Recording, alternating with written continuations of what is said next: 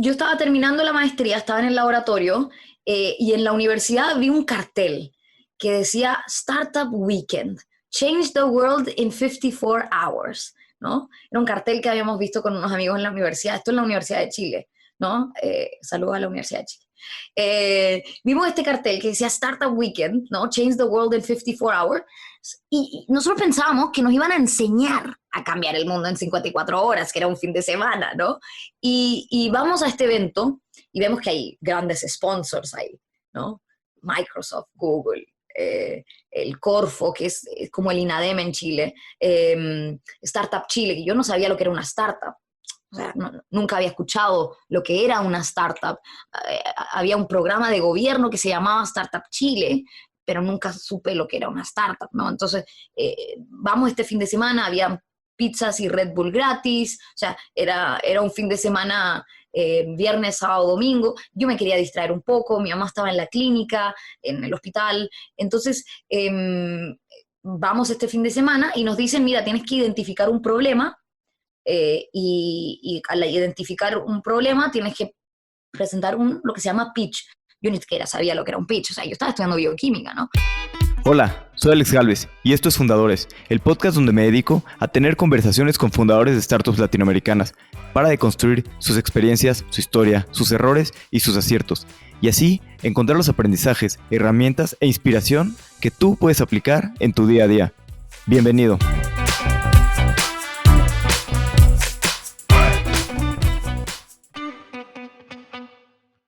Hoy estoy con Komal Datlani, fundadora de Lab4U, un laboratorio de bolsillo para que los alumnos de escuelas que no tienen laboratorio puedan hacer experimentos de física y química simplemente bajando la aplicación. Originalmente se dedicaba más a las ciencias y trabajaba en un laboratorio, hasta que se dio cuenta de que para resolver los grandes problemas de la humanidad necesitamos mucho más científicos y mucho más cerebros trabajando en ellos. Es por eso que decidió crear Lab4U, para que a través de la educación en ciencias puedan salir más científicos y podamos resolver más problemas. Creo que es uno de los productos que resuelve uno de los problemas más difíciles que tenemos en Latinoamérica, que es la educación en ciencias. Me da gusto ver que durante los 7 años que llevan en este problema han crecido mucho y siguen creciendo año con año. En la entrevista hablamos de los retos del mercado de la educación y de la educación de Latinoamérica en general. Espero que disfrutes esta entrevista.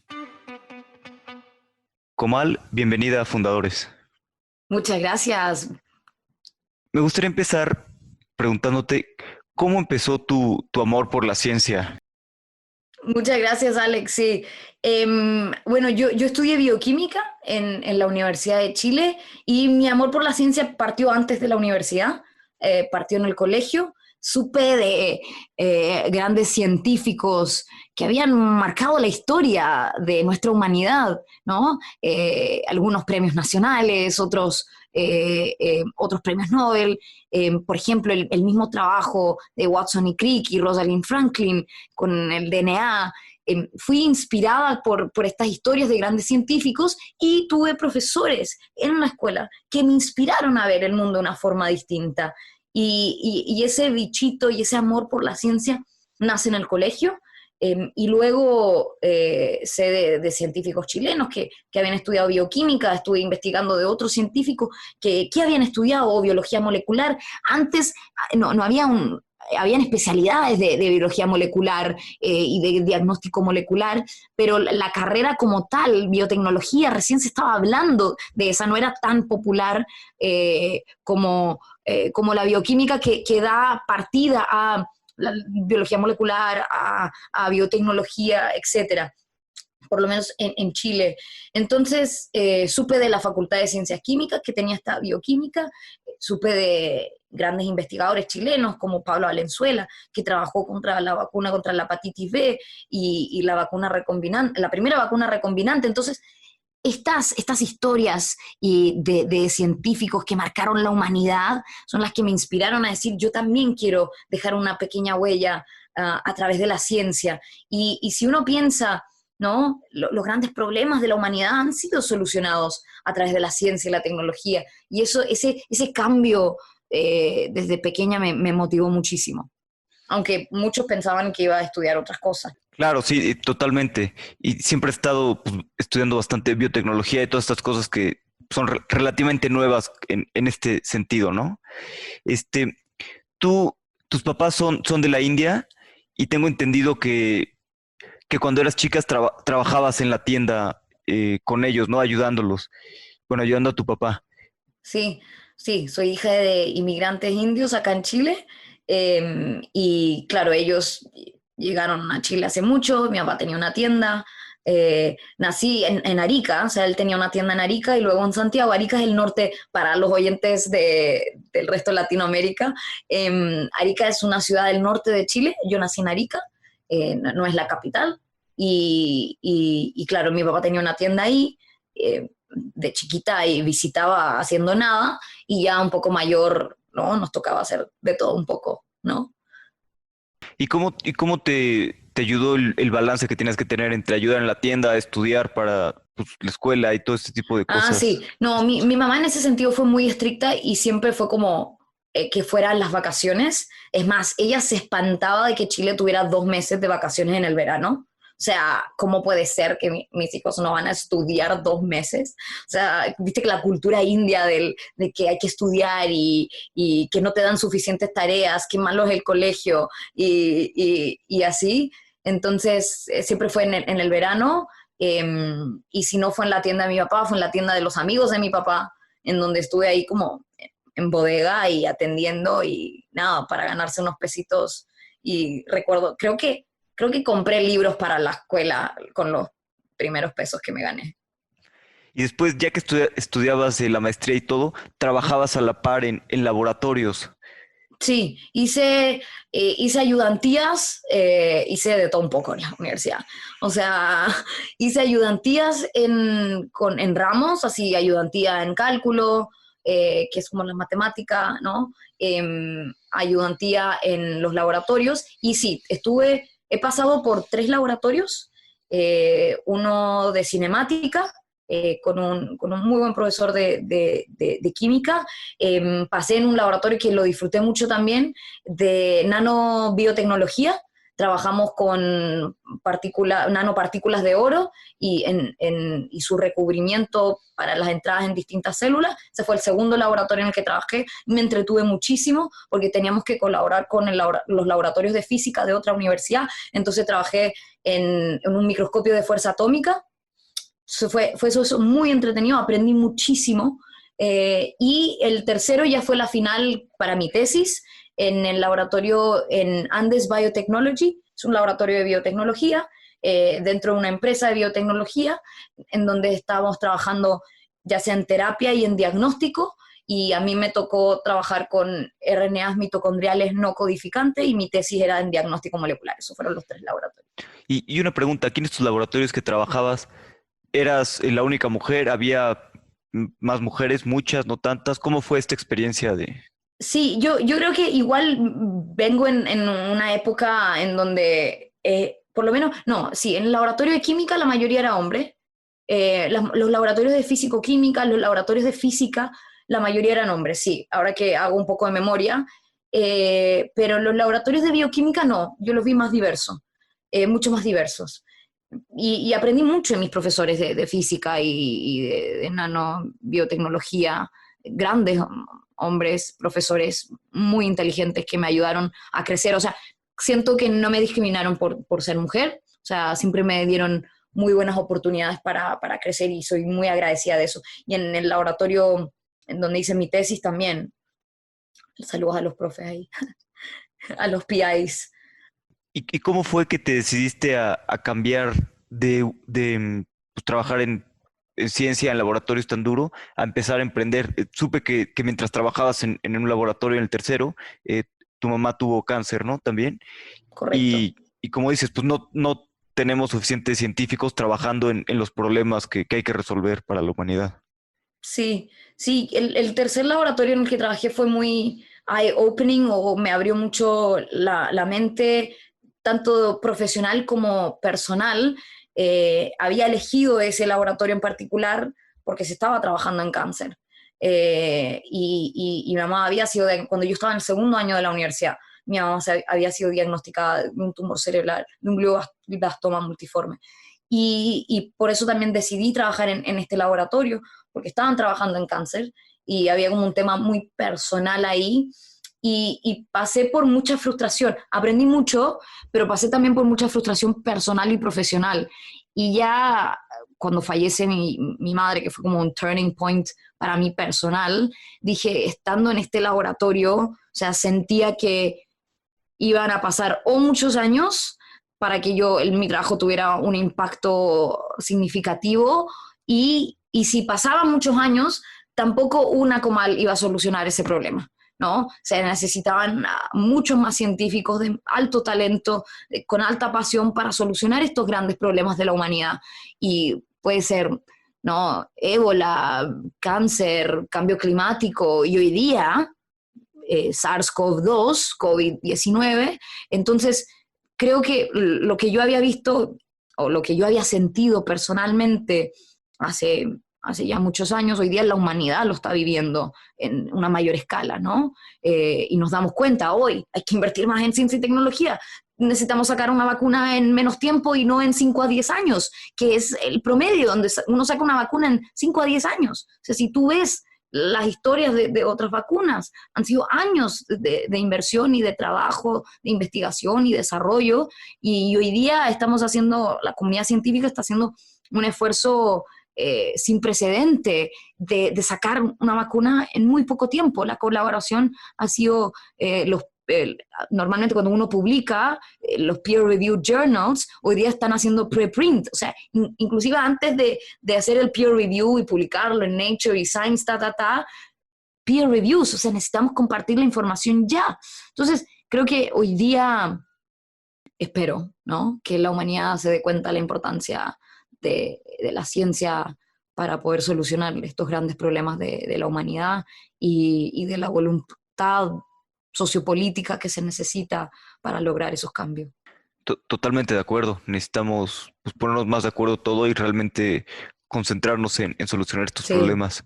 ¿Y cómo fue ahorita ahí un poquito el proceso cuando te diste cuenta de que pues, no iba a ser suficiente, que trabajaras muchísimo en ciencia y todo, que necesitabas algo con más impacto? ¿Cómo se te ocurrió? ¿Qué fue tu primer paso de... Sí. Pues, no sé si más o menos impacto como tal, sino que yo necesitaba sentir que iba a poder lograr hacer algo que solucionara a largo plazo estos problemas que yo estaba viendo, ¿no? Porque yo me podía quedar en el laboratorio y ser un aporte para la ciencia, ¿no? Con todo lo que eso implica, con sus altos y bajos, etcétera. Pero yo sentía que yo muy inquieta, sentía que necesitaba hacer algo más, que necesitaba solucionar un problema de raíz.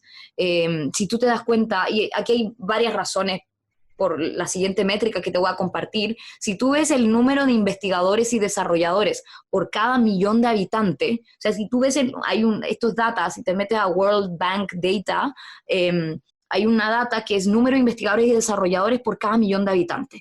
Si tú te pones a ver cuánto hay en Estados Unidos, en Europa, en Singapur o Japón, por ejemplo, en Estados Unidos hay 4.600 investigadores por cada millón de investigadores y desarrolladores por cada millón de habitantes. Ese es el ratio, el ratio. En Europa hay más de 3.000. En Japón hay más de 5.000 investigadores y desarrolladores por cada millón de habitantes.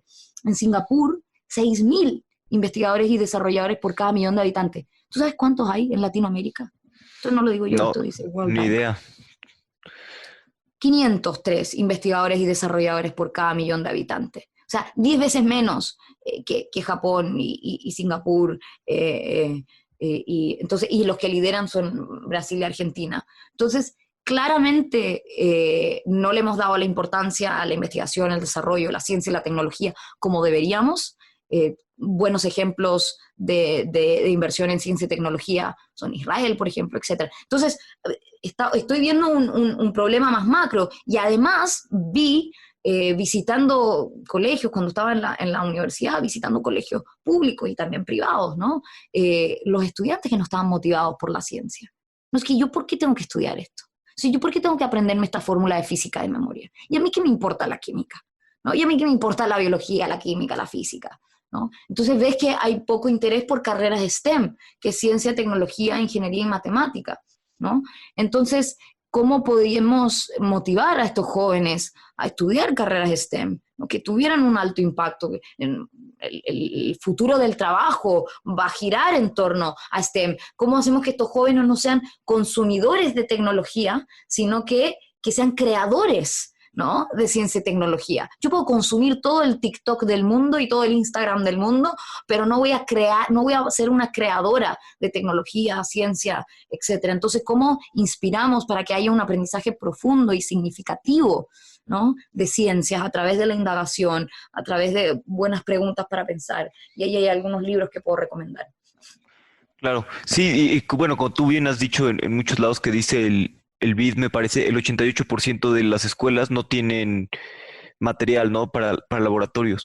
Pues tú viste este problema y se les ocurrió buscar una solución. ¿Cómo fue? ¿Primero empezaron con un dispositivo propio y luego dijeron el celular? ¿O cómo fue todo este proceso de...? Sí, yo estaba terminando la maestría, estaba en el laboratorio y en la universidad vi un cartel que decía Startup Weekend, Change the World in 54 Hours, ¿no? Era un cartel que habíamos visto con unos amigos en la universidad, esto en la Universidad de Chile, ¿no? Saludos a la Universidad de Chile. Vimos este cartel que decía Startup Weekend, ¿no? Change the World in 54 Hours, y nosotros pensábamos que nos iban a enseñar a cambiar el mundo en 54 horas, que era un fin de semana, ¿no?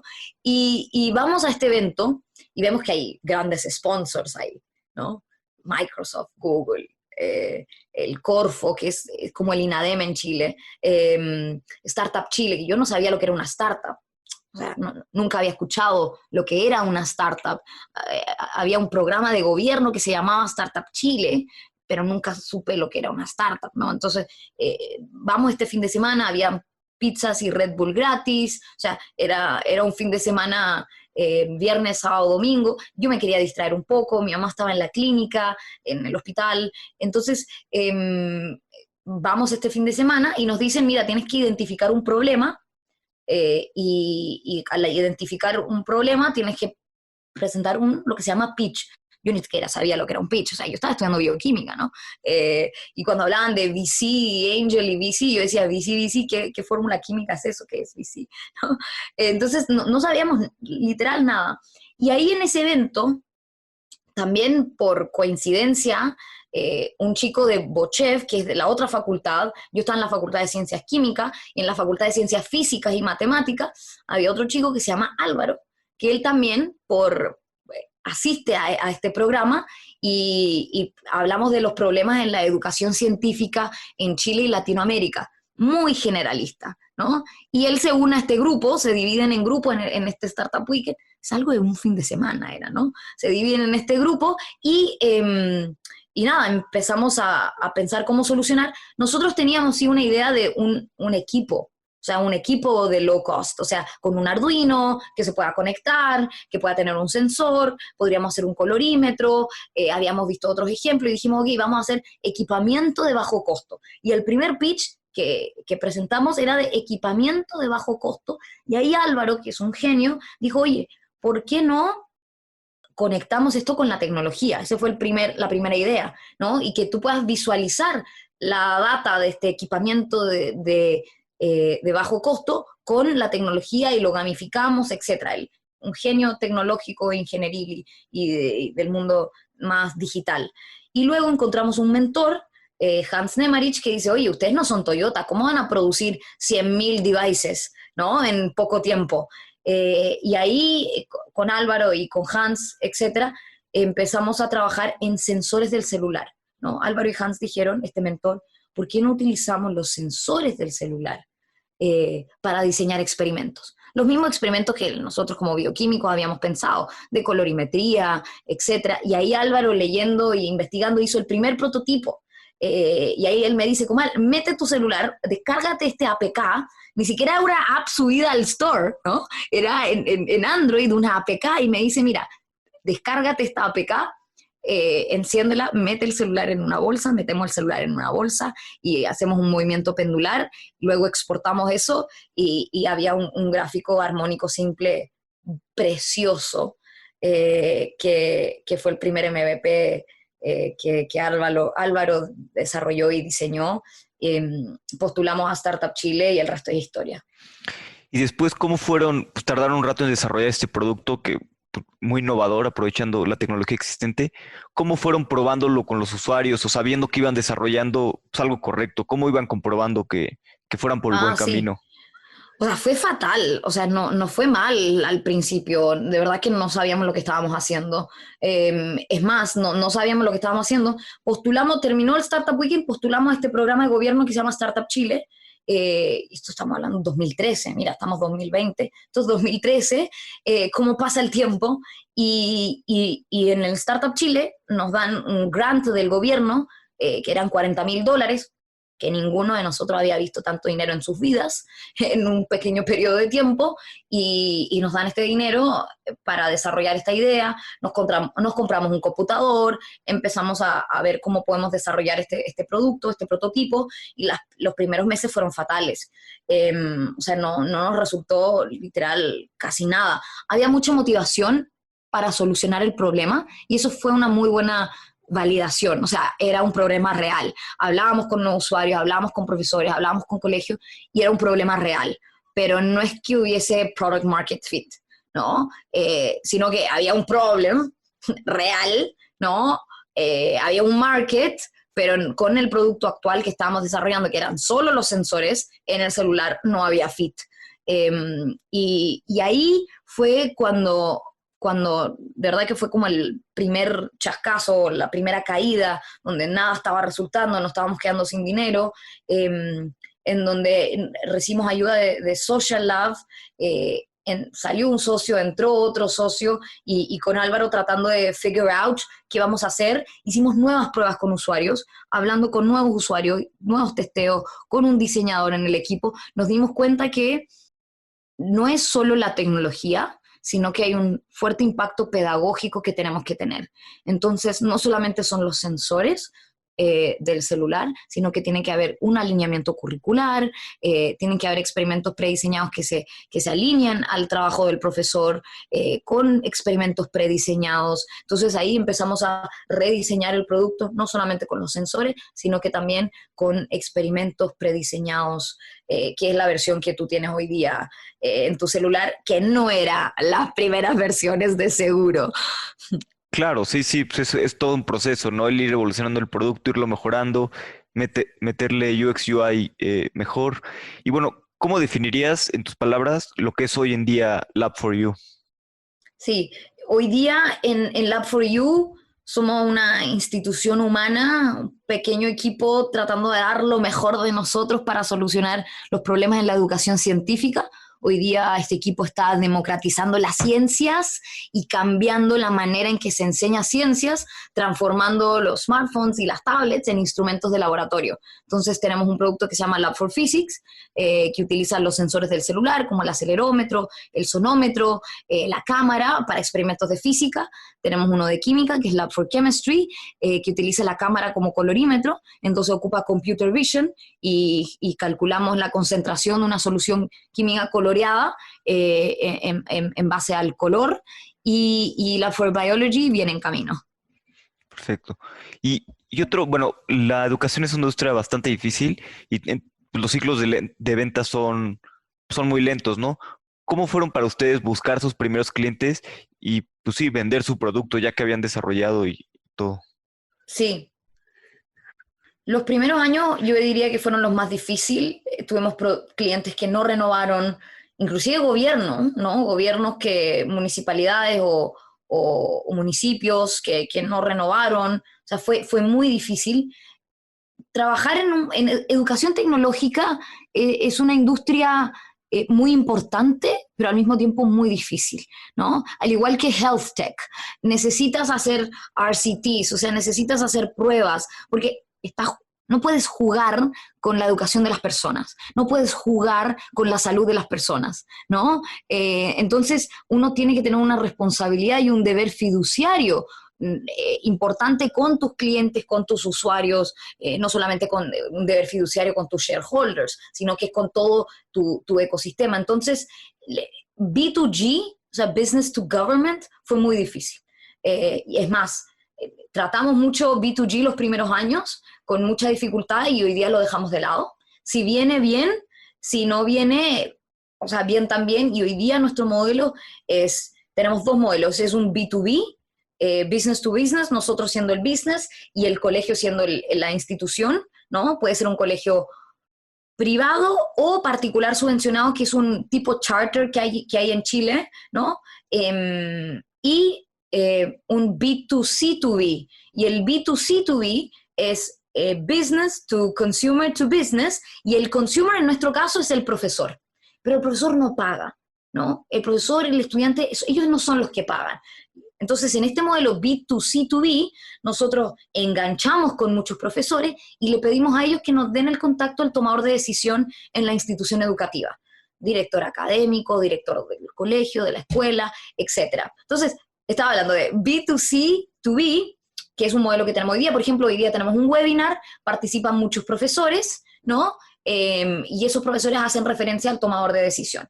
Y en el caso de B2B, que es directamente a los colegios, al principio fueron relaciones personales, o sea, los primeros clientes, yo hablando con los directores, el resto del equipo también hablando con distintos directores, etcétera, mucho de relaciones personales que fueron creciendo y también nos ayudaron a mejorar nuestros productos. O sea, había mucha confianza, nuestros primeros innovadores, viste, en esta curva de adopción de la tecnología, ¿no? Los primeros innovadores, esos early adopters, esos innovators que creyeron en nosotros, ¿no? O sea, nuestros clientes, etcétera, son los que de verdad fortalecieron el producto, fortalecieron nuestra solución, y hoy estoy muy agradecida con ellos. Por ejemplo, con un colegio ya llevamos 3 años trabajando, vamos por el 4º año. Entonces, nada, partió con relaciones personales y hoy estamos viendo cómo escalamos esto.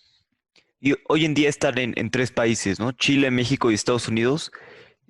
La estrategia para vender es la misma en los 3 países. Se ataca a cada país distinto. No. Muy buena pregunta, gracias. No, los problemas que tienen los colegios son los mismos. O sea, el profesor necesita enseñarle a los estudiantes la diferencia entre distancia y desplazamiento, velocidad y rapidez. Eso es lo mismo en Chile, China, México, Estados Unidos, ¿no? El profesor la tiene difícil, hoy más que nunca, en este modelo de homestaying, remote schooling, ¿no? Lo tiene muy difícil el profesor, el colegio y la escuela. Entonces, esas barreras, esas dificultades son las mismas. El profesor tiene un problema emocional, que los estudiantes no le escuchan. O sea, ese problema lo vemos en Chile, lo vemos en México, lo vemos en Estados Unidos. La brecha digital que muchos profesores tienen, lo vemos en Chile, México, Estados Unidos, ¿no? El desarrollo profesional docente, el professional development, estamos hablando de lo mismo. La metodología indagatoria, inquiry-based learning o project-based learning, el inquiry-based learning es el mismo. Esto es evidence-based pedagogy, es lo mismo, ¿no? La diferencia está cómo nosotros entramos a los mercados y cómo vendemos en esos mercados, pensando en la forma en que trabajan los colegios y su relación con los vendors, con los proveedores. Y porque la educación y la salud, etcétera, tienen sus regulaciones, etcétera. En Estados Unidos, por ejemplo, tú para ser un vendor, dependiendo del distrito, tú tienes que tener COPPA compliance, que son todo el tema con los privacy policies de los estudiantes. Yo no me debería saber los nombres de los estudiantes. En Chile nunca me preguntaron si tengo COPPA compliance, si recolecto la información del estudiante o no. O sea, no hay una regulación. Entonces, es muy distinto ser una empresa de educación en Estados Unidos que en Latinoamérica. Los ciclos de compras son igual de largos. Diría que en Latinoamérica aún más largo cuando estamos hablando de B2B, porque son ciclos escolares. Empiezan las clases en septiembre, luego están las vacaciones de invierno, en diciembre para el hemisferio norte, y luego en junio, está cerrando junio-julio, está cerrando el año escolar, tengo que tomar decisiones para el próximo año, etc. Mientras que en el hemisferio sur son otros ciclos de compra, y a nosotros eso nos ha ayudado mucho por nuestro flujo de caja, o sea, que entre dinero a principio de año en el hemisferio sur y hemisferio norte, eso nos ha ayudado mucho mantener un flujo de caja más saludable. Pero el modelo de venta ha sido distinto, culturalmente ha sido distinto, las exigencias han sido distintas. Las escuelas privadas y los colegios privados en México dependen mucho de los papás. De hecho, nos han pedido que le cobremos a los papás, a los padres de familia. ¿no? En los colegios privados en México. Acá, en los colegios privados y particulares subvencionados, hemos hecho facturas de una, ¿no? Entonces, vemos diferencias culturales, pero en esencia, el problema que estamos solucionando, el ahorro de tiempo que le estamos dando al profesor, las métricas que le estamos dando al director, esas son las mismas. Sí, y un poquito cuando estuvieron en Estados Unidos, supe que al principio contrataste gente allá para vender, pues allá, ¿no? ¿Cómo te fue con eso? ¿Les funcionó bien esta estrategia que muchas startups aplican de contratar pues, personas locales?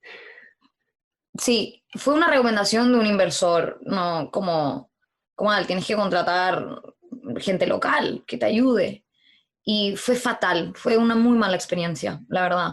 No había fit cultural, no había buena comunicación con el equipo en Chile, que era el equipo de tecnología y de educación. Fueron muy malas decisiones de contratación y en Bay Area, que es muy caro, o sea, es muy caro. Bay Area es súper caro, ¿no? Muy caro. Entonces, Bay Area, Silicon Valley, como quieres llamarlo, San Francisco Area, whatever, ¿no? Entonces fueron malas contrataciones, aprendí mucho, pero claro, no puedo ¿Cómo que decir, mira, aprendiste? aprendí, perdí $150,000 y aprendí, me costó, o sea, es difícil decir eso, me da mucha vergüenza decirlo, ¿no? Eh, que, que, que fueron decisiones de formas de trabajo, o sea, porque eran dos oficinas satélites, ¿no? Había una oficina en Chile y había una oficina en Estados Unidos, en San Francisco, con diferencias de horario, diferencias culturales, la persona de Estados Unidos no sabía hablar español, fatal, o sea, no fueron camiseteados. O sea, en una startup necesitas un equipo muy camiseteado, como que en las buenas, en las malas, que el founding team es muy importante.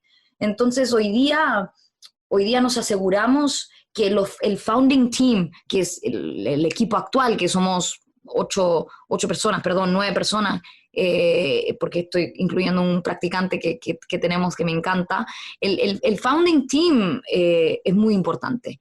Y a nosotros ahí, hoy día me preocupo mucho, dicen, ¿no? Hire slow, fire fast, contrata lento y despide rápido. Creo que hoy día tanto yo como el resto del equipo lo tiene muy claro. Y nos aseguramos que todas las nuevas contrataciones tengan no solamente el talento que necesitamos, sino que también hay un fit cultural, ¿no? Sí, claro. Y hay una cita que me gusta mucho de uno de los Reed, no sé si Reed Hoffman o Reed Hastings, que dice, do not tolerate brilliant jerks, no toleres a jerks brillantes. O sea, puedes ser un genio, pero en realidad eres un asshole, tampoco queremos trabajar con ellos. Sí, claro, totalmente. Me parece que el fit cultural es esencial y más en una empresa pues, de educación, ¿no? Que tiene una gran misión. Totalmente. Sí, una gran misión y que a veces pues, yo creo que hay que hacer sacrificios, ¿no? Para llevar a cabo esa misión. Sí. Te quería preguntar, en el área de STEAM, ciencias, tecnologías, todo esto, muchas veces a las mujeres, pues, yo creo que no se les da las mismas oportunidades que a los hombres, se impulsa mucho más a los hombres, a que no se impulsa suficiente a que las mujeres estudien esto y se dediquen a esto. ¿Cómo hacen ustedes para desde su trinchera atacar este problema y ayudar a mejorar, a que realmente tengamos más personas trabajando en esto, más mujeres y pues los mejores cerebros, ¿no? Realmente trabajando en ciencias y tecnología. Sí, los mejores cerebros para solucionar los problemas de la humanidad. El talento es universal, pero las oportunidades no, ¿no? Entonces nosotros siempre decimos que el próximo Einstein o Marie Curie puede estar en cualquier parte del mundo, sea hombre o mujer, ¿no? Y nosotros lo que hacemos, sí soy optimista que esto está cambiando, o sea, hoy día los Legos que tú le comprabas a los hijos hombres ya no son solo para los hijos hombres, o sea, hay más familias comprando juguetes donde puedan desarrollar habilidades, destrezas, los robots que están comprando, normalmente tú comprabas robots para los hijos hombres, ¿no? Comprabas Legos para los hijos hombres y a las mujeres la Barbie, ¿no? Entonces, yo tengo un hermano y como soy hermana mayor, me tocó jugar con todo, de todo, no solamente con la Barbie, y yo también jugué Nintendo y etcétera. Entonces, yo diría que eso está cambiando, lo cual me hace muy contenta, pero no es suficiente. Entonces, lo que nosotros, este es un problema, el tema de género en la ciencia y el género en la educación científica es un tema muy largo y te puedo compartir un montón de papers, no me quiero hacer cargo de un problema tan grande, pero en nuestro pequeño granito de arena, en esta trinchera, en nuestro pequeño esfuerzo que podemos hacer, lo que nosotros estamos haciendo es visibilizando que tú también puedes, amiga mía. Es decir, ¿cómo lo hacemos? Nosotros hoy día, en nuestra app Lab for Physics, por ejemplo, si tú ves la primera pantalla, hay una chica en skate, en un experimento de física, de movimiento rectilíneo uniforme, mente acelerado, o en un experimento de MRUA. O sea, hay una chica ahí. En los experimentos de fuerza y energía, o sea, fuerza, masa y aceleración de fuerza, hay una chica levantando pesas.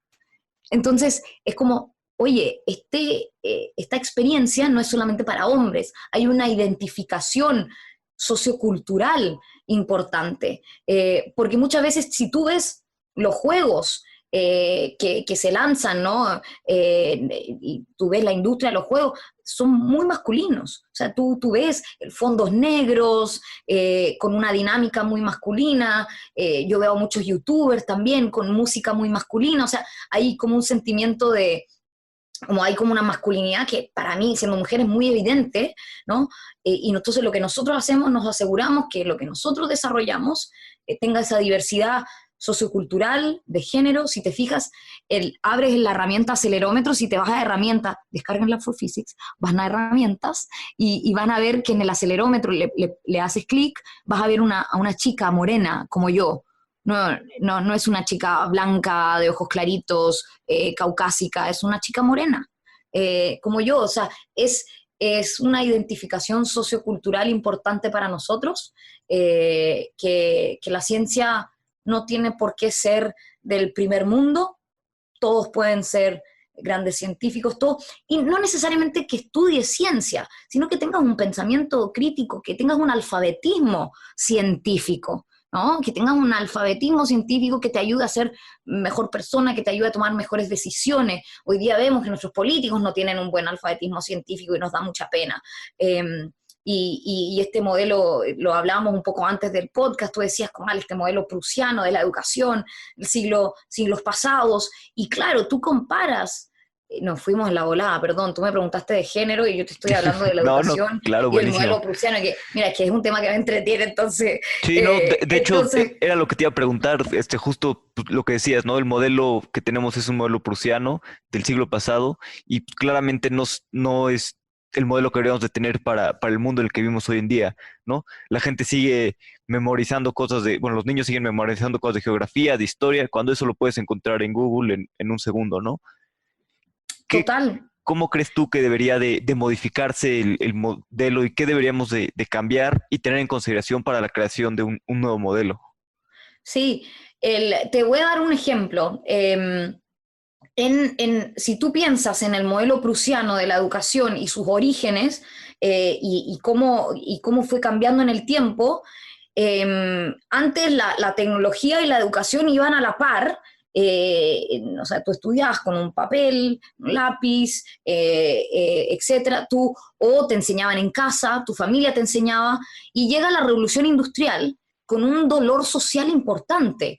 Estaba la burguesía y estaba el pueblo, ¿no? O sea, había un dolor social, socioeconómico importante, y estaba el burgués que le enseñaba a sus hijos a leer y a estudiar, o que contrataban a las personas para que aprendieran a leer y a escribir. O sea, esa diferencia socioeconómica era muy evidente. El que sabe leer y escribir y el que no sabe leer y escribir, ¿no? Este modelo en la revolución industrial nos evidencia este dolor social, ¿no? En estas diferencias de clases. Entonces, la lucha del pueblo era que las máquinas nos van a quitar el trabajo, ¿no? Las máquinas nos van a quitar el trabajo, no voy a poder saber leer el manual de la máquina por lo tanto no voy a tener trabajo, ¿no? Y ahí nace lo que fue la educación universal gratuita, ¿no? Gobiernos, sociedades, dijeron este modelo, mira, vamos a igualar, ¿no? Sin importar de dónde vengas, de qué nivel de ingreso tienes, puedes ir a la escuela a aprender a leer y a escribir para que puedas desarrollar y puedas tener un trabajo. O sea, ese era el fin, ¿no? Para que puedas tener un trabajo y trabajar como poblano, en este pueblo, puedas trabajar. Y ese modelo surgió, más y más personas aprendieron a leer, o sea, estamos hablando de alfabetismo literario. Yo sé leer y escribir. Y hubo un momento de prosperidad, se fue creciendo, y ahora nos llegamos a un punto de inflexión en esta nueva revolución, que es la revolución digital, la cuarta revolución industrial.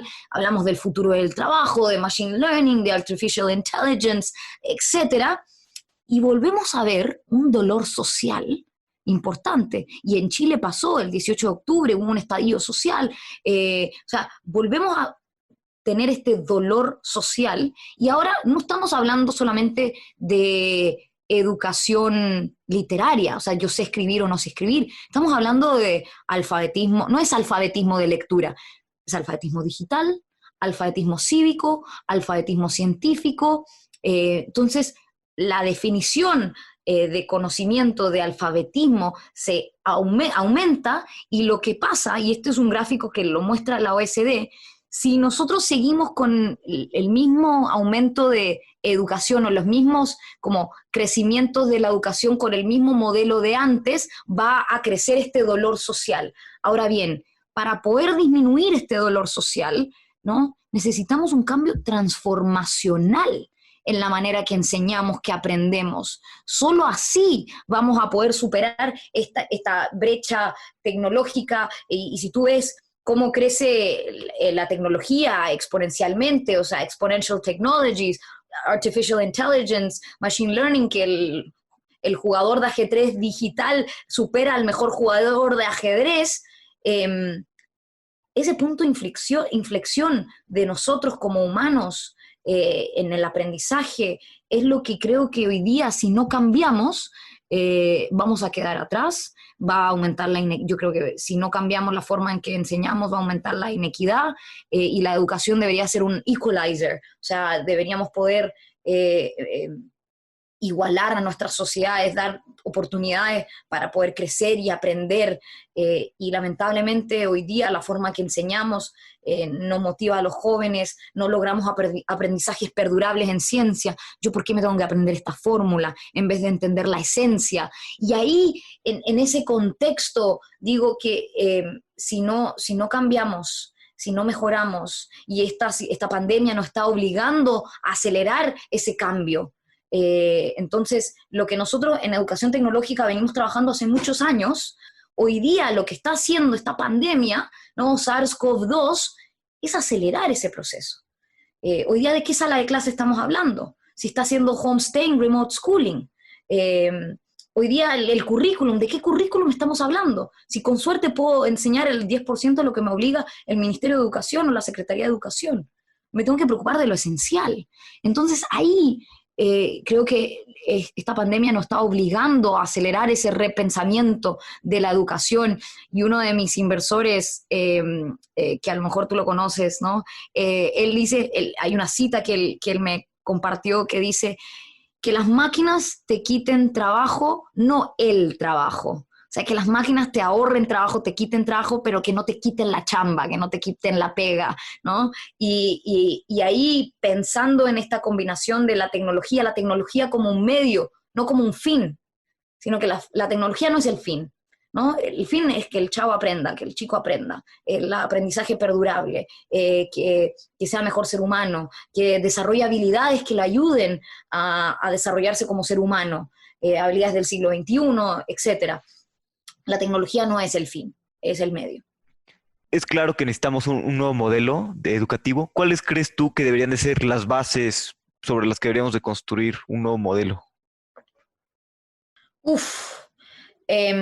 Aquí hay varias cosas.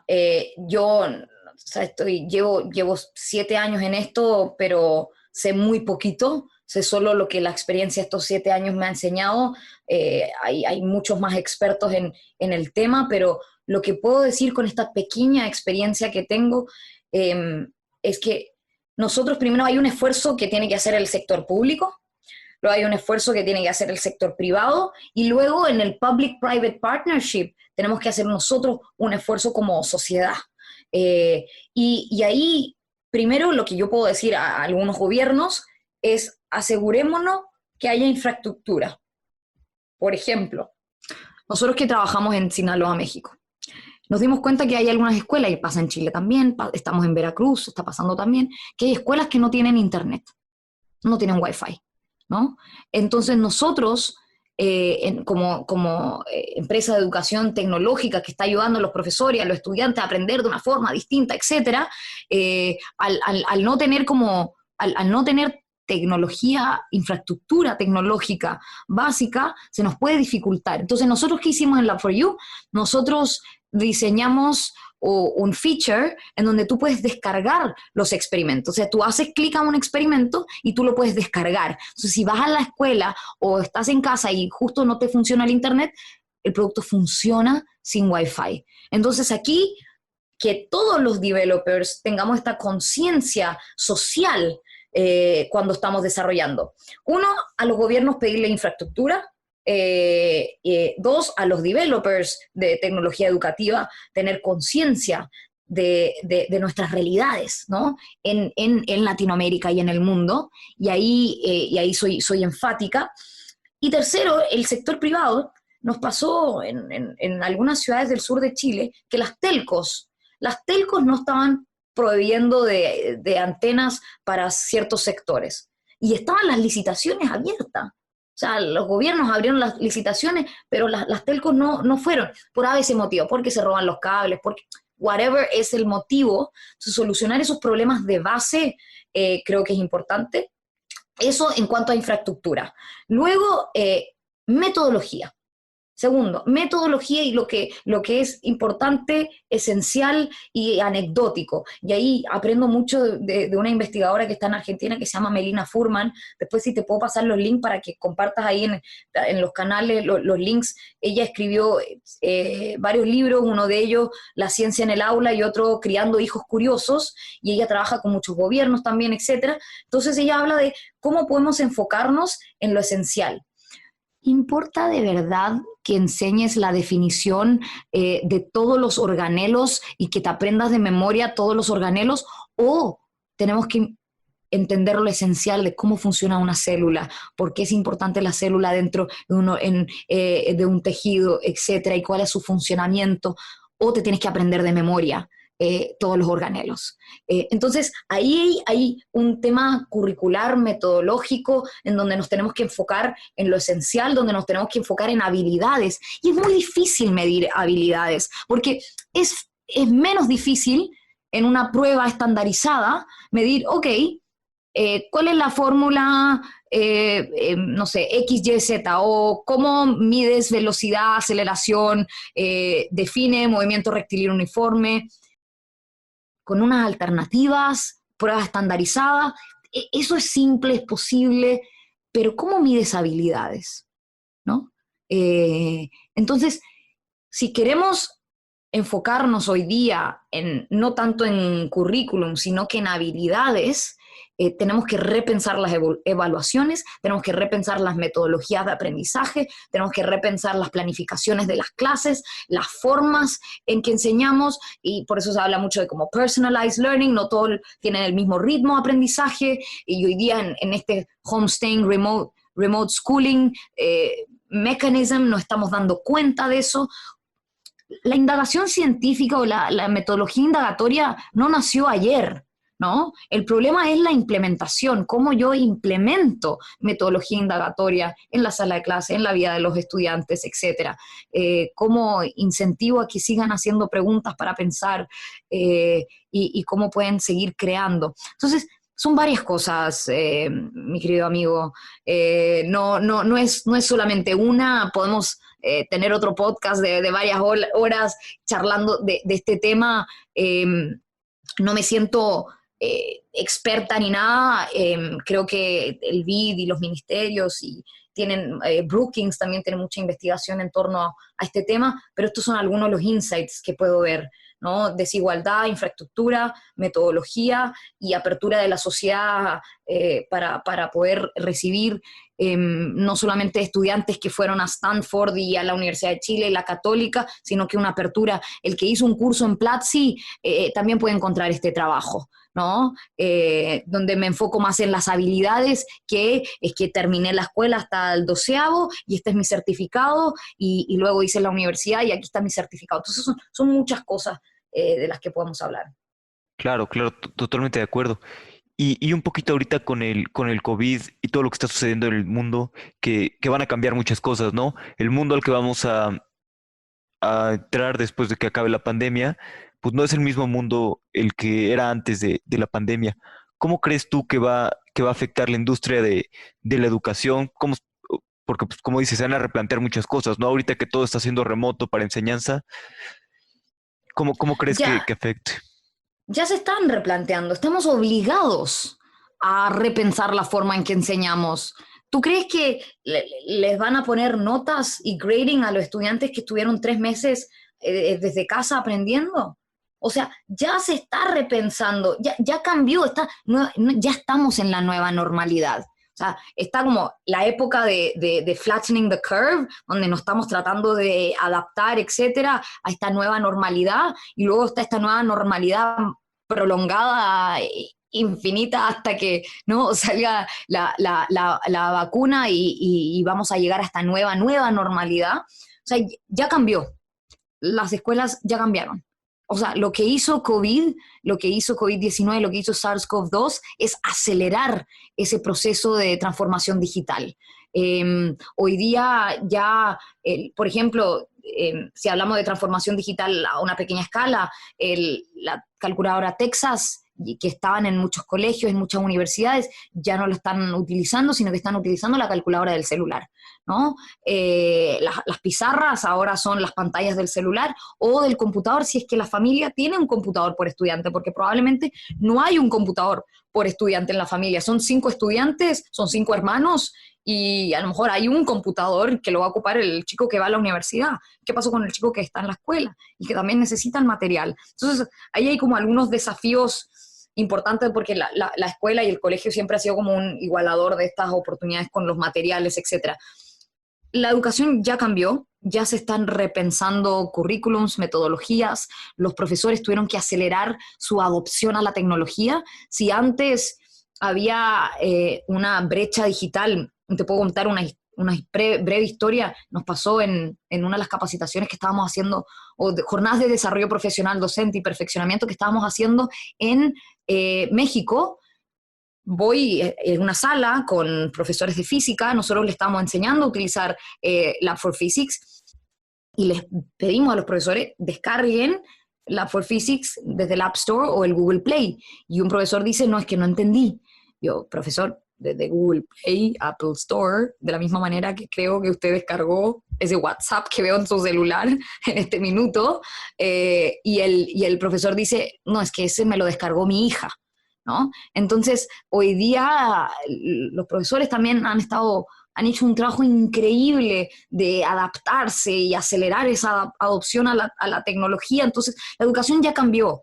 Esta nueva normalidad ya llegó. Vamos a repensar la forma, el currículum, la relación con los estudiantes, y soy optimista de este cambio de metodología y de trabajo. Sí, sí, sí, totalmente. Pues ya cambió y se tienen que replantear. Y qué bueno que se estén replanteando todas estas cosas, ¿no? Tengamos un Sí, evento, digo, lástima el evento, pero pues que nos ayude a replantearnos muchas cosas pues de la humanidad y de dónde deben de estar las prioridades, ¿no? También totalmente. en la creación de vacunas y todo esto, pues se venía diciendo desde hace mucho tiempo que se necesitaba más dinero y más funding y más gente en investigación. Y bueno, no se había hecho, ¿no? Esperemos pues, que esto ayude a que las prioridades vayan no hacia la guerra, que están muchos países ahí, sino más bien Sí, hacia la investigación. totalmente, totalmente. Buenísimo. Pues vamos a pasar a mi parte favorita, que son serie de preguntas Buenísimo. finales. Si es tu parte favorita, Alejandro, también es mi parte favorita. ¿Cuál es el libro que más has regalado en tu vida o aquel que más ha impactado tu vida? Sí, he regalado en los últimos años 3 libros, un clásico, Seven Habits of Highly Effective People, ¿no? Y uno que compro, regalo y recomiendo un montón es La ciencia en el aula de Melina Furman. Esa es más para profesores principalmente, y hay otro libro bueno que es Criando hijos curiosos, que es para padres de familia. Entonces ese es de Melina. Y otro libro que he regalado, y la última vez que lo regalé fue una amiga, una founder que está en Austin, Texas. Tiene un emprendimiento que se llama Well Aware, Sarah, que fue 15 Commitments of Conscious Leadership. No sé si has escuchado hablar de este libro, pero es un grupo de autores que trabaja fuerte en Conscious Leadership, para líderes, para que estén conscientes en su día a día, en su trabajo, en la forma en que se relacionan con su emprendimiento, con su familia, con sus colaboradores. Así que ha sido un libro que he regalado y he recomendado mucho. Y otro que me recomendaron a mí, y hoy día yo estoy recomendando, de hecho me lo recomendó Pedro Pineda, que fue uno de tus invitados también en un podcast, que se llama The CEO Within, de Matt Mochary. El CEO adentro de uno, The CEO Within, que primero habían lanzado como un Google Drive, como un ensayo grande, y después sacó un libro. De hecho, me compré el libro y no, soy feliz. Buenísimo, pues bastante para que pueda leer ahorita aprovechando la pandemia. ¿Cuál es tu hack favorito para ahorrar tiempo o para ser más productiva? Uno muy evidente, o sea, son varios, pero el que más necesito es Google Calendar, en mis compus, en mis celulares, en mi Apple Watch. O sea, y todo mi equipo sabe que si no está en mi calendario no lo voy a hacer, no me voy a juntar con fulana, fulano, lo que sea. Trato de tener todo en mi calendario, inclusive si voy a la peluquería.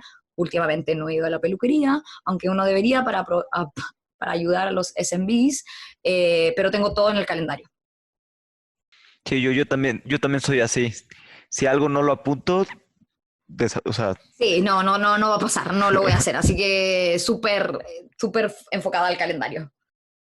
Así como en todos mis celulares, en los compus, en Apple Watch, en todas partes, sí. ¿hay algún fracaso que te haya preparado para éxitos posteriores? Sí, las malas contrataciones que hice el 2016, que hoy día creo que me han preparado muchísimo. Y creo que soy mucho más consciente de cuidar el dinero, de hire slow, fire fast. Sí. ¿Hay alguna opinión que tengas que poca gente comparta?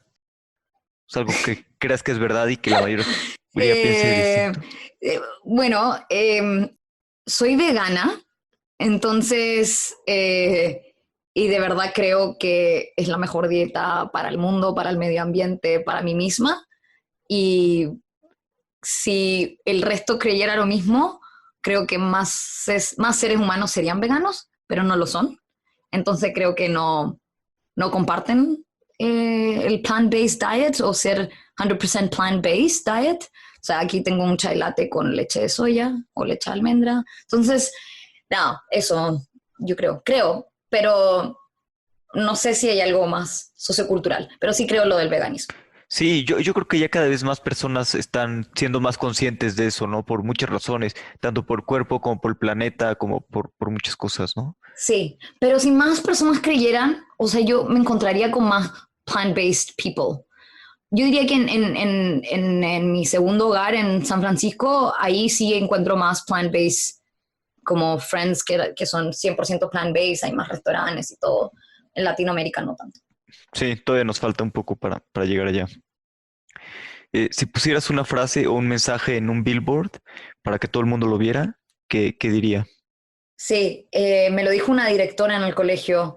If there's a will, there's a way. Es como si uno quiere, puede, ¿no? Y hoy día, no, I never give up, no me rindo. Sí, de acuerdo.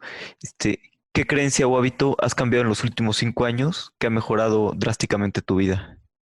Más ejercicios, Estoy haciendo, se me ha hecho un poco más difícil ahora con la pandemia, pero nada, me compré un yoga mat en donde hago ejercicios, o sea, ejercicios, movimiento físico, ¿no? En el colegio yo era muy mala con movimiento, o sea, me estresaba mucho, prefería no irme a las clases de educación física, me quedaba en la biblioteca.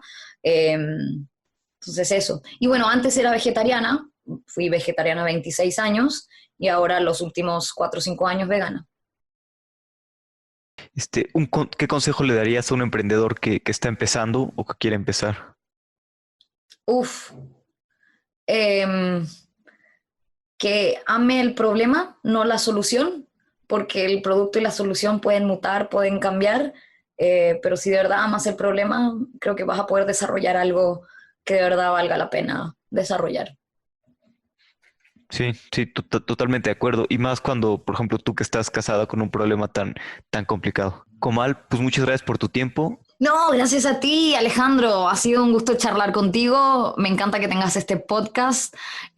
Así que mucho éxito a ti también. En alguna otra oportunidad tendríamos que entrevistarte a ti porque tú también tienes hartos proyectos, has invertido en varias startups y nada. Así que la próxima me gustaría escuchar a alguien que te esté entrevistando a ti. Sí, ya tocará. Sí, Ya pues, tocará, ya tocará. gracias por tu Eh, tiempo. El tiempo es lo más valioso que tenemos. Siempre podemos hacer más dinero, pero no más tiempo. Correcto. Gracias, Alejandro. Un abrazo. Gracias a ti. Un abrazo.